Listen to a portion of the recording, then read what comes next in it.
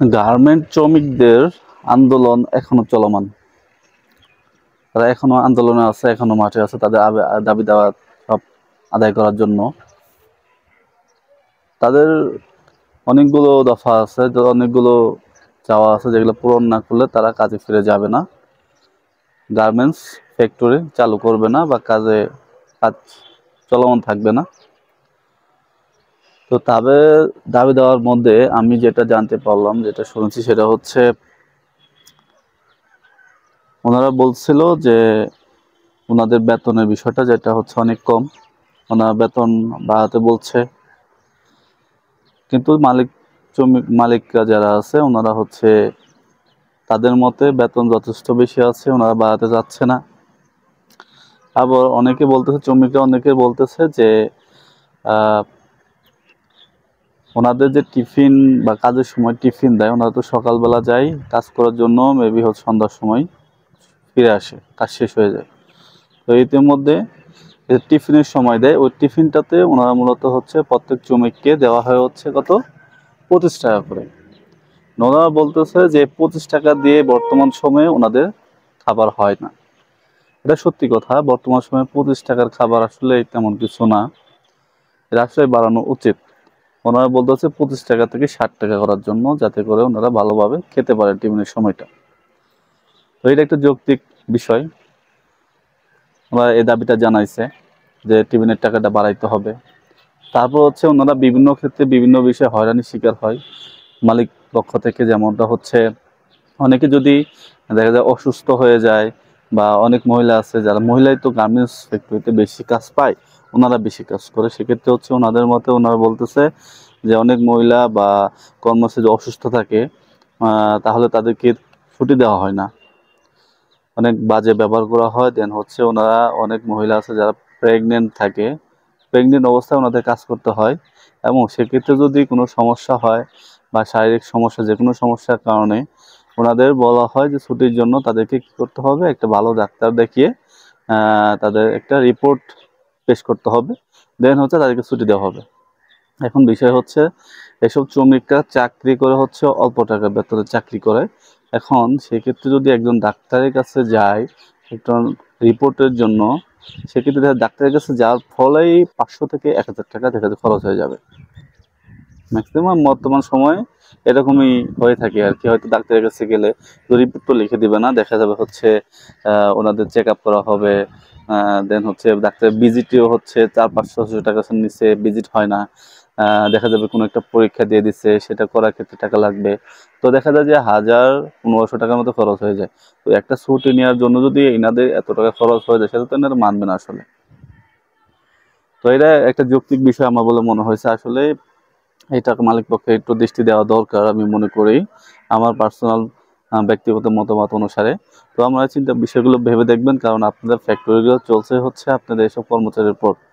আর আপনার কর্মচারীদের বলি, আপনাদের যে কাজগুলো দিয়েছে বা এতগুলো বেতন দেয়, আপনাদের ফ্যামিলি চলে, এটাও কিন্তু ফ্যাক্টরির উপর নির্ভর করে। সো সব বিষয়গুলো একটু বিবেচনা করবেন। তো তারপর তাদের আরো অনেক দাবি দেওয়া আছে, এত কিছু আমার আসলে মনে নেই। বলতে পারেন কিছু কিছু বিষয় যেটা হচ্ছে আপনাদের জানাইলাম। আর হচ্ছে এইসব আন্দোলন তো অনেক দিন যাবত চলতেছে, কয়েকদিন যাবত চলতেছে, বিশেষ করে গাজীপুর জায়গাটাতে অনেক বেশি আন্দোলন চলতেছে বর্তমানে। ওখানে শ্রমিক একটু বেশি হয়ে গেছে, আন্দোলন করতেছে তাদের দাবি দেওয়া আদায়ের জন্য। তাদের মতে হচ্ছে তাদেরকে অনেকবার প্রতিশ্রুতি দেওয়া হয়েছে বেতন বাড়ানোর ক্ষেত্রে বা বিভিন্ন বিষয়ে যতগুলো সমস্যা হচ্ছে তারা আগেও জানাইছে, কিন্তু তারা এটা বলছে যে এটা ঠিক করে দেবে, সমস্যার সমাধান করে দেবে। কিন্তু তাদের মতে হচ্ছে এখনো তাদের কোনো সময় তাদের দাবি দেওয়াগুলো মেনে নেওয়া হয় না, পরবর্তীতে সে যেমন আছে ঠিক সেভাবেই থেকে যায়। তো সেই জন্য এবার তারা মূলত মাঠে নামছে, তাদের দাবি দেওয়া আদায় না করলে তারা কাজে ফিরে যাবে না। আর আমাদের দেশের অনেক বড় একটা অ্যামাউন্ট, মানে টাকার ক্ষেত্রে, সেটা হচ্ছে আপনার গার্মেন্টস ফ্যাক্টরি থেকে আসে। তো এইসব জায়গা যদি বন্ধ থাকে, কাজ না হয়, তাহলে দেশের ভাবমূর্তি বা অর্থনৈতিক দিক থেকে খুবই বিপদগ্রস্ত হবে, অনেক সমস্যায় পড়ে যাবে। তো ডক্টর মোহাম্মদ ইউনূস স্যারও মূলত এইসব বিষয়টা নজরে নিচ্ছেন। উনি বলছেন যে তাদেরকে তাদের বিষয়গুলা মানে দেখবে, উনি নজরে রাখছে। তো যেহেতু ডক্টর ইউনূস স্যার আপনাদের শ্রমিকদের উদ্দেশ্য করে বলি, যারা মূলত আন্দোলনে আছেন দাবি দেওয়া নিয়ে। ডক্টর ইউনূস স্যার উনি বলছেন যে আপনাদের বিষয়গুলো উনি নজরে নিচ্ছেন এবং উনি এটা সমস্যার সমাধান করে দেবেন। আমাদের আর কি রিকোয়েস্ট করা হয়েছে যাতে করে আপনারা কি করেন, কাজে ফিরে যান। তো আমারও সবার প্রতি রিকোয়েস্ট থাকবে আপনারা সবাই কাজে ফিরে যান, যেহেতু ডক্টর মোহাম্মদ ইউনূস স্যার বিষয়টা নজরে নিচ্ছেন এবং উনি এই বিষয় নিয়ে কথা বলছেন, সেক্ষেত্রে অবশ্যই কোনো সুফল আপনাদের বা ভালো কোনো ফল আশা করবেন এবং উনি অবশ্যই ভালো কিছু করবেন আপনাদের জন্য। আর এসব বর্তমানে দেখতেছি দেশে কিছু না কিছু আন্দোলন চলতেছে, এক এক সময় এক এক দল এসে আন্দোলন করে। তো বিষয়টা ক্ষেত্রে হচ্ছে অনেক রাজনৈতিক বিষয় থাকতে পারে আমার ধারণা মতে, আমি জানি না বিষয়টা কি, তবে থাকতে পারে এরকম একটা বিষয়। কারণ হয়তো দেখা যায় এক সরকারকে পতন করা হয়েছে, উনিও কিছু করতে পারে বা হচ্ছে বিএনপিও করতে পারে, জামাতও করতে পারে, মানে মানুষের বিশৃঙ্খলা সৃষ্টি করার জন্য বিভিন্ন ধরনের পায়তারা সৃষ্টি করতে পারে, এটাও হইতে পারে। তো সবকিছু নজরে রেখে আপনারা হচ্ছে এখন মূলত কাজে ফিরে যান। আপনাদের ফ্যামিলি আছে, দেখা যাবে যদি এই মাসে অনেকগুলো দিন আপনারা এভাবে কাটিয়ে দেন, সেক্ষেত্রে দেখা যাবে বেতন দেওয়া হবে না ওই দিনগুলোর জন্য। অনেকে আছেন যাদের চাকরি থাকবে না, বা যদি আপনার ফ্যাক্টরি না চলে আপনার ফ্যামিলি কীভাবে চলবে, সব কিছু নজরে রাখতে হবে। আন্দোলন করলে সব কিছু হয়ে গেলো সেটাও না, তবে যেহেতু আমাদের সরকার প্রধান বিষয়টা নজরে নিচ্ছে, সেক্ষেত্রে এই বিষয়ে আপনার তার প্রতি ভরসা রাখতে পারেন, উনি অবশ্যই একটা ভালো কিছু করবেন আপনাদের জন্য। তো মালিকদের প্রতি একটু রিকোয়েস্ট রাখতে চাই, এসব কর্মচারীদের বেতন বা যেসব সমস্যাগুলো আছে একটু নজরে নেবেন। কারণ হচ্ছে আমাদের আপনাদের বিজনেসটা মূলত এদের কারণে চলে, এদের তো প্রচুর পরিশ্রম করে। দেখা যায় বাংলাদেশের মানুষই আছে যারা হচ্ছে অল্প টাকা বেশি পরিশ্রম দিতে জানে। সেই সকালবেলা যারা মূলত ডিউটিতে আসে, সন্ধ্যার সময় ফেরত যায়, সারাটা দিন একইভাবে কাজ চলতেই থাকে, কাজ করতেই থাকে।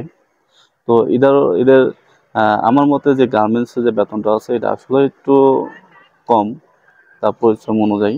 এটা আপনারা একটু নজরে নেবেন, যেহেতু ওনারা দাবিটা শুরু করছেন। তো যাই কিছু করেন, দেশের ভাবমূর্তি আসলে নষ্ট করা বা ক্ষুণ্ণ করাটা আসলে ঠিক না।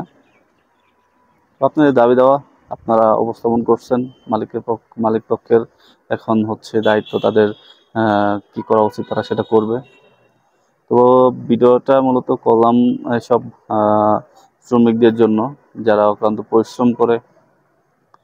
তো চেষ্টা করবেন ভিডিওটা শেয়ার করে দেওয়ার জন্য, যাতে করে আপনার মতো অন্য সবাই ভিডিওটা দেখতে পারে এবং বিষয়গুলো জানতে পারে। তো আমার চ্যানেলটা হচ্ছে, আমরা ফেসবুক পেজটা এটা হচ্ছে নতুন ওপেন করেছি, তেমন ফলোয়ার হয়নি, তবে আপনাদের দোয়া এবং আপনাদের সহযোগিতায় আস্তে আস্তে উপরের দিকে উঠবে ইনশাল্লাহ। যদি আপনারা সহযোগিতা করেন, ভিডিও পেজটাকে ফলো করে দেন বা লাইক করে দেন, যেটাই করেন আস্তে আস্তে করলে হয়তো আমার পেজটা উপরে উঠতে পারে। আর আমার ইউটিউব চ্যানেলটা এটা হচ্ছে নতুন। ইউটিউব চ্যানেলটা নতুন বলতে আমি এই টপিক নিয়েও নতুন ভিডিও করছি, এর আগে অন্য টপিক নিয়ে ছিল।